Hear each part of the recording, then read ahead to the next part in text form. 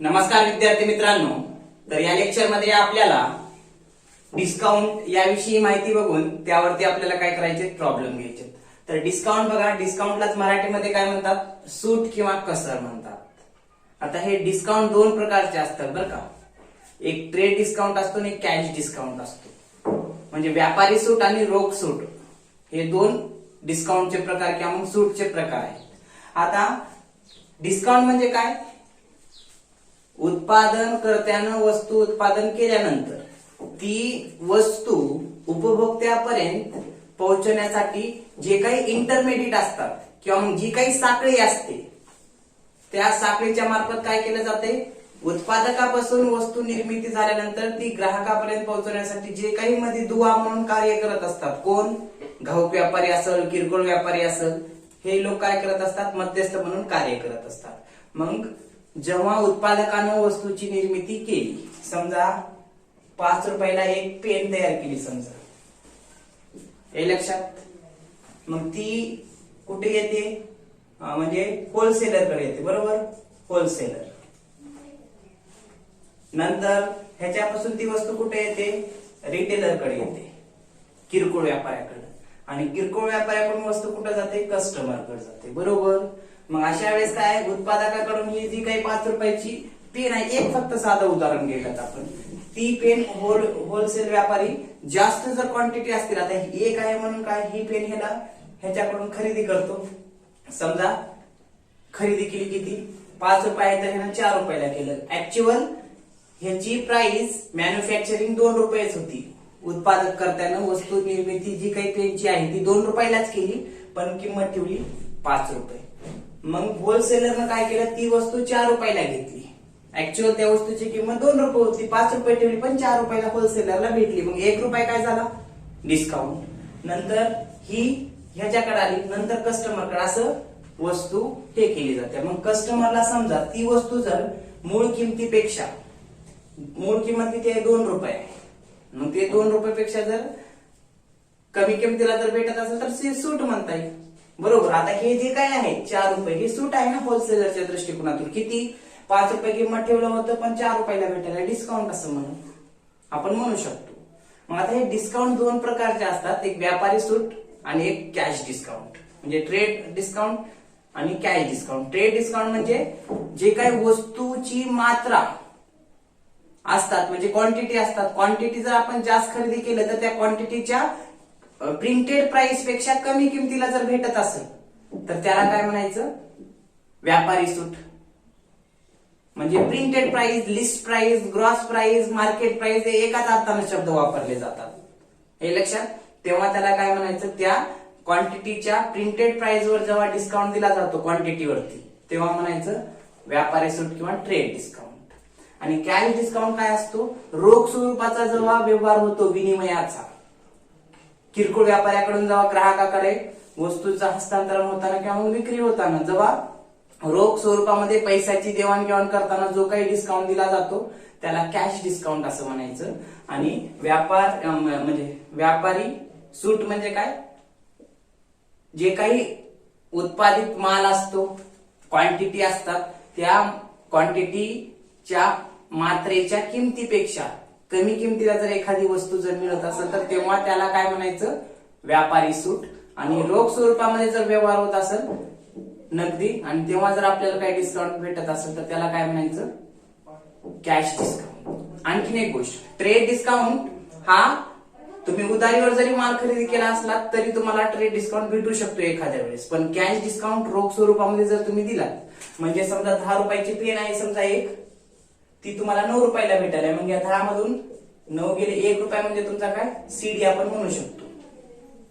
पण तुम्ही उधारीवर जर माल 10 रुपयाची पेन खरेदी करायला आणि ते जर तुम्हाला 9 रुपयाला पडत असेल समजा, आणि ती 1 रुपया म्हणजे तुमचं व्यापारी सूट. ह्या दोन कन्सेप्ट वेगवेगळे आहेत. ट्रेड डिस्काउंट म्हणजे मात्रावरती दिला जातो आणि कॅश डिस्काउंट रोख स्वरूपामध्ये दिला जातो, म्हणजे रोखीच्या व्यवहारामध्ये, ते सांगता येईल. आता हे काही सूत्र आहेत, हे लक्षात, सूत्र बघा समजून. ट्रेड डिस्काउंटचं सूत्र बघा काय आहे, लिस्ट प्राइस, लिस्ट प्राइसलाच या, लिस्ट प्राइसलाच काय म्हणतात, list price, gross price, market price, हे लक्षात, किंवा मग प्रिंटेड प्राइस, अशी या वेगवेगळ्या शब्दांना वापरलं जाते. किंवा ओळखलं जाते. मग बघा लिस्ट प्राइस गुणिले रेट ऑफ ट्रेड डिस्काउंट, जो काही दर दिलाय ते भागिले 100. सेल्स कसं काढायचं बघा, सेल्स जर विचारलं आपल्याला प्रॉब्लेम मध्ये दिलं तर सेल्स कसं काढायचं, amount of trade discount, trade डिस्काउंटची रक्कम गुणिले 100 भागिले रेट ऑफ ट्रेड डिस्काउंट, हे वापरायचं सूत्र. रेट ऑफ ट्रेड डिस्काउंट कसं काढायचं, रेट ऑफ ट्रेड डिस्काउंट म्हणजेच अमाऊंट ऑफ ट्रेड डिस्काउंट गुणिले 100. इथं काय होतं, सेल्स काढायचं तेव्हा rate of trade discount divided by होतं. आता रेट ऑफ ट्रेड डिस्काउंट काढायचं तर डिवायडेड बाय सेल्स, हे झालं. पुढे काय, इनवाइस प्राइस. इनवाइस प्राइस कसं काढायचं, लिस्ट प्राइस जी काही असते, ग्रॉस प्राइस जी काही असते, प्रिंटेड प्राइस जी काही असते किंवा मार्केट प्राइस जी असते, त्याच्यामधून काय करायचं, ट्रेड डिस्काउंट वजा करा, व्यापारी सूट वजा करा, तुम्हाला इनवाइस प्राइस मिळून जाईल. हे लक्षात. आणि कधीही लक्षात ठेवा, लिस्ट प्राइस वरतीच ट्रेड डिस्काउंट दिला जातो आणि इनवाइस प्राइस वरती कॅश डिस्काउंट दिला जातो. म्हणजे मूळ किमतीतून व्यापारी सूट वजा केली जाते, जे काही शिल्लक राहते ते इनवाइस प्राइस, इनवाइस प्राइस वरती काय आकारला जाते, कॅश डिस्काउंट. बघा आता, कॅश डिस्काउंट म्हणजे इनवाइस प्राइस. इनवाइस प्राइस म्हणजे आपण काय सांगितलं, लिस्ट प्राइस मधून ट्रेड डिस्काउंट वजा केल्यानंतर आपल्याला लिस्ट प्राइस मिळते. इनवाइस प्राइस, कॅश डिस्काउंट कसं काढायचं बघा आता, invoice price into rate of cash discount divided by 100, हे सूत्र. आणि पुढलं नेट प्राइस कोणती असते, तर नेट प्राइस म्हणजे काय असते, इनवाइस प्राइस म्हणजे काय आहे, इनवाइस प्राइस लिस्ट प्राइस मधून ट्रेड डिस्काउंट वजा केला, इनवाइस प्राइस भेटलं. इनवाइस प्राइस वरती कॅश डिस्काउंट काढला जातो. आणि नेट प्राइस म्हणजे इनवाइस प्राइस मधून सीडी म्हणजे काय, कॉम्पॅक्ट डिस्क नाही तर कॅश डिस्काउंट वजा करायचं, तुम्हाला नेट प्राइस आपल्याला मिळू शकते. हे सूत्र आहे तर डिस्काउंटच्या संदर्भात. तर हे झाले सूत्र. आता आपण प्रॉब्लेम घेऊ म्हणजे लगेच लक्षात येईल. घ्या मग प्रॉब्लेम घेऊत आपण आता. घ्या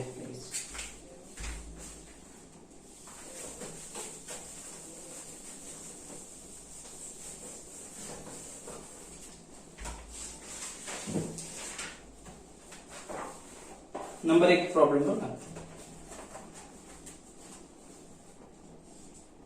Ram and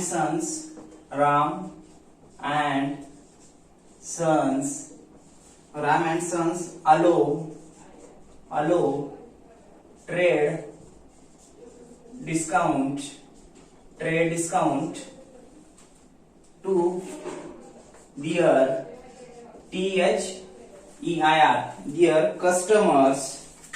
their customers at the rate 5% of list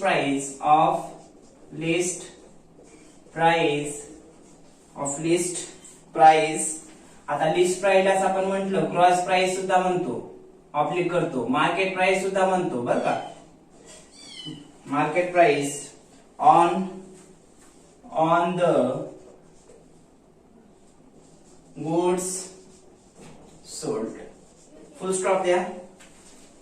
If Mr. Sharma purchaser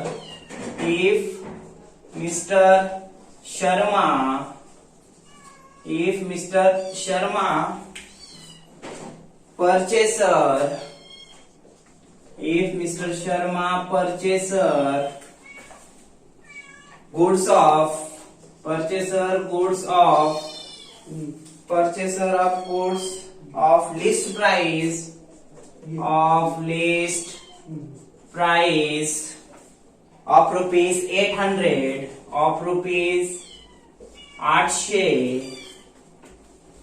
full stop देऊन what would be net price, full stop देऊन what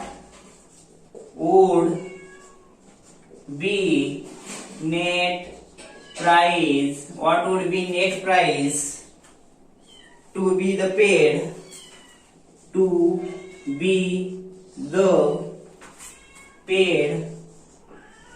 to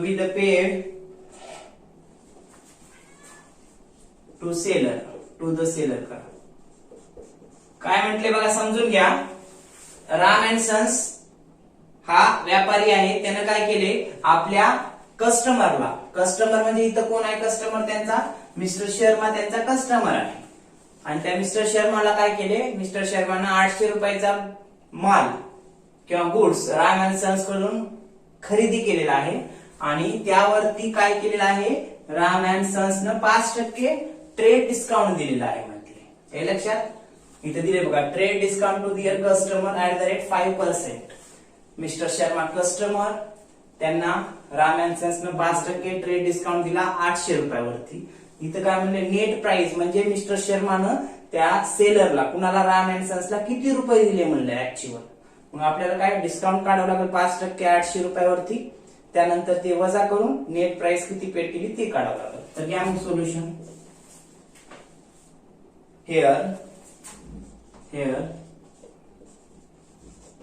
rate of trade discount किती दिलाय, 5%, बरोबर.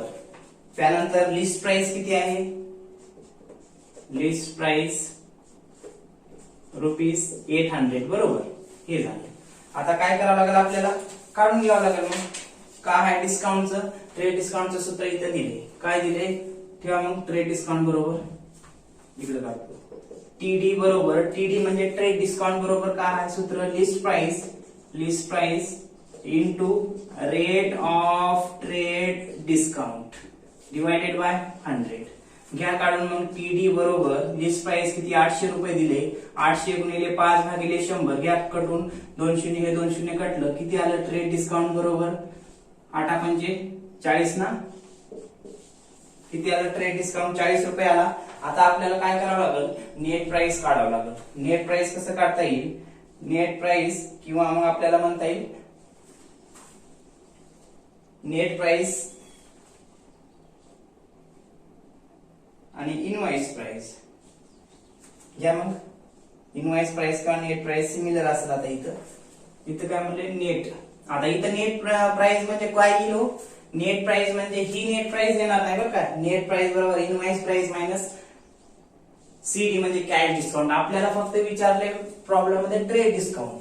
मग आपल्याला काय करावं लागेल, इथं नेट प्राइस म्हणजे तुमची इनवॉइस प्राइस. घ्या मग इनवॉइस प्राइस बरोबर सूत्र काय दिले, trade discount minus sales minus किंवा सेल्सलाच किंवा लिस्ट प्राइस सुद्धा म्हणता येईल बरं का, list price minus trade discount. घ्या मग लिस्ट प्राइस किती आहे 800 रुपये बरोबर, मायनस ट्रेड डिस्काउंट आपण काढलाय किती 40 रुपये. टोटल किती राहिले 760 रुपये. तुमचं काय झालं इथं इनवॉइस प्राइस झालं. इनवॉइस प्राइस म्हणजे तिथं काय विचारलंय नेट प्राइस म्हणजे त्या व्यापारी सूट वजा करून इथं प्रॉब्लेम मध्ये मिस्टर शर्मानं किती रुपये पे केले म्हणजे नेट दिले हे म्हणाले. पण जर इथं जर ह्याच प्रॉब्लेम मध्ये कॅश डिस्काउंट जर म्हणलं असतं तर आपल्याला नेट प्राइस कसं आले असतं इनवॉइस प्राइस मायनस सीडी. पण आपल्याला फक्त ट्रेड डिस्काउंटच विचारलाय. तर अशा पद्धतीने हा पहिला प्रॉब्लेम या ठिकाणी सांगता येऊ शकतो. तर लगेच दुसरा घ्या 2 नंबरचा प्रॉब्लेम नंबर 2. घ्या मग x limited gave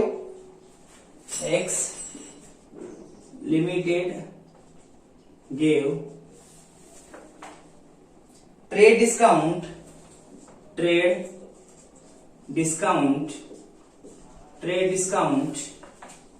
to its customers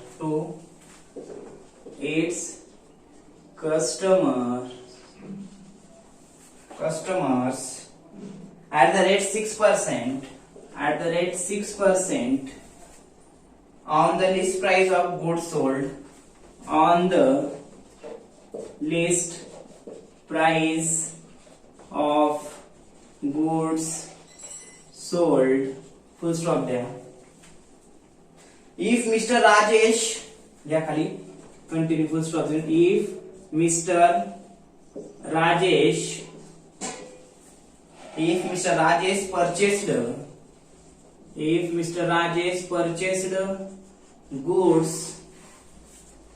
goods of list price of the list price rupees 10,000, rupees 10,000, comma देऊन what would be the amount of, comma देऊन घ्या, what would be the amount